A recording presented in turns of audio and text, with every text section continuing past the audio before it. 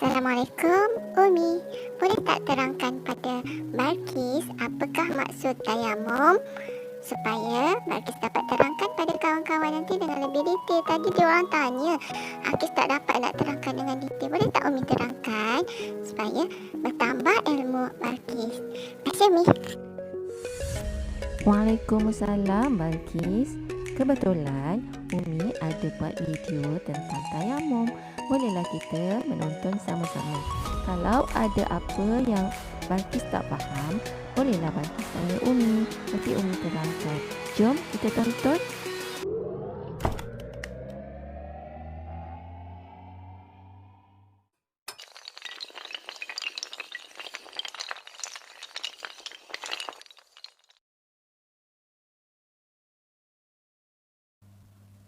Assalamualaikum semua, apa khabar? Semoga semua sihat-sihat belaka. Hari ini kita akan belajar Pendidikan Islam tingkatan 2, pelajaran ke-16 iaitu tayamum dengan debu suci.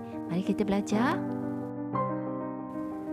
Tayamum pada bahasa ialah melakukan sesuatu dengan tujuan.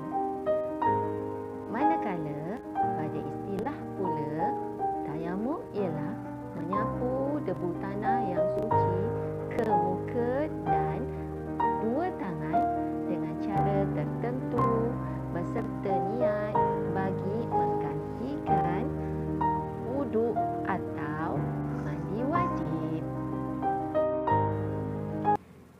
Dalil tayamum antaranya firman Allah SWT dalam surah Al-Ma'idah ayat 6 berbunyi, Bismillahirrahmanirrahim.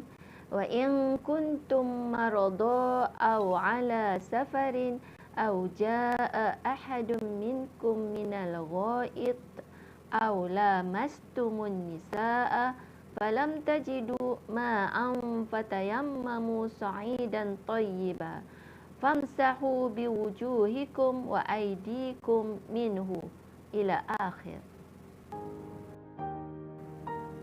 Maksudnya, dan jika kamu sakit, iaitu tidak boleh kena air atau dalam perjalanan, atau salah seorang daripada kamu datang dari tempat buang air, atau kamu menyentuh perempuan sedang kamu tidak mendapat air, yakni untuk wuduk dan mandi, maka hendaklah kamu bertayamum dengan tanah atau debu yang bersih.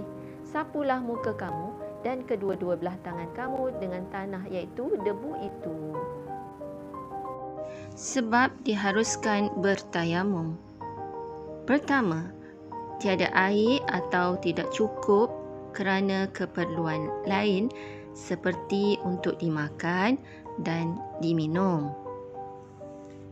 Kedua, cuaca yang terlalu sejuk yang boleh memudaratkan kesihatan. Ketiga, tidak dapat menggunakan air kerana penyakit seperti melecur dan sebagainya. Keempat, air berada di tempat yang terlalu jauh dan sukar untuk didapati.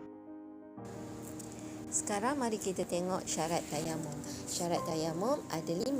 Yang pertama ialah telah masuk waktu solat ketika kita bertayamum. Yang kedua, kita cari air selepas masuk waktu solat.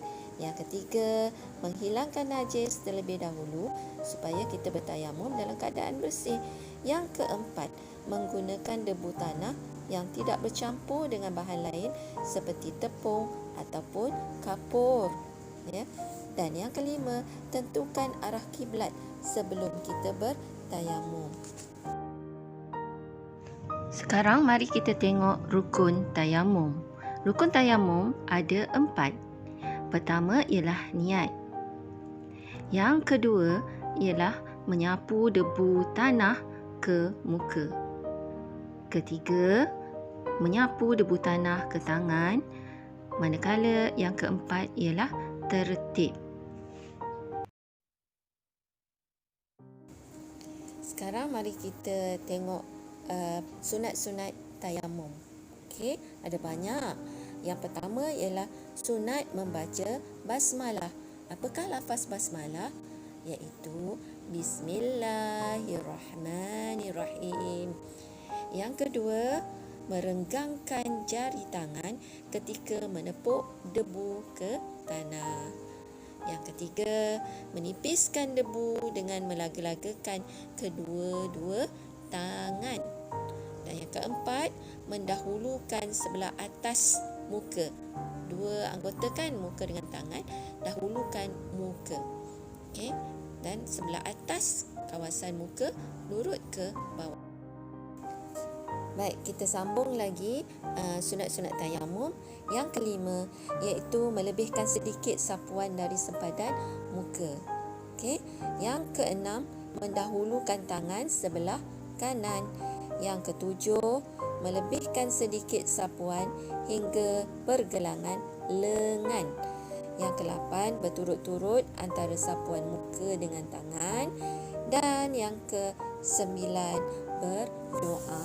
Nanti Ustazah ajar bagaimana niat dan juga doa selepas kita bertayamum.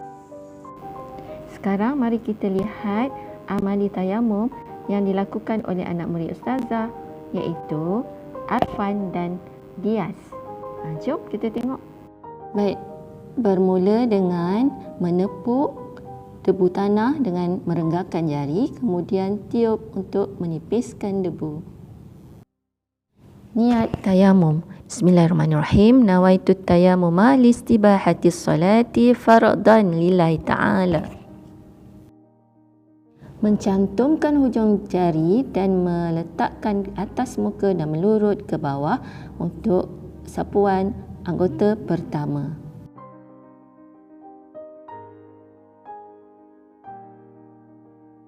Proses anggota tayamum kedua iaitu menyapu tangan, mulakan tangan sebelah kanan hingga ke siku, kemudian terus ke depan dan melurut ibu jari.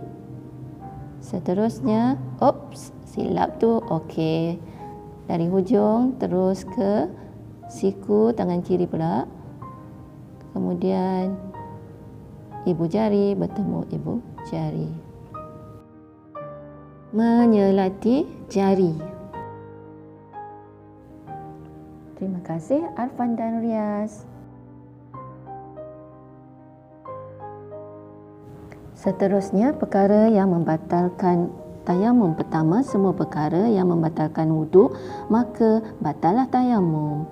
Yang kedua, ada air sebelum solat dimulakan.